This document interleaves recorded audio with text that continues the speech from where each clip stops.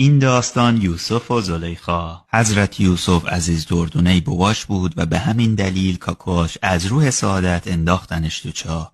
ولی یه کاروانی پیداش کرد و فروختنش به زلیخا و شوهرش. تو قصرشون زلیخا به دوستش گفت یوسفو خیلی خوب چیزیه. دوستش گفت آمو اذیت نکو خدا وکیلی، تو شوهر داری. زلیخا گفت حالا شما میوه و پوست بکن. بعد صدا یوسف زد گفت یوسف یه چند چوی بردار بیار. یوسف بچه بیریا سر به زیر اومد داخل. ای دوستای زلیخا اقر رفتن تو کف، جوی سی پرتقالا انگشتاشون بریدن. همیجو خون فواره میزد، همیجو اینا میبریدن. انگشت اول، انگشت دوم، اینا این واقعیت هستا، روایت داریم. انگشت هشتم، انگشت نهم، زلیخا هم تو کمش قشقش خنده. انگشت دهم، انگشتی یاد.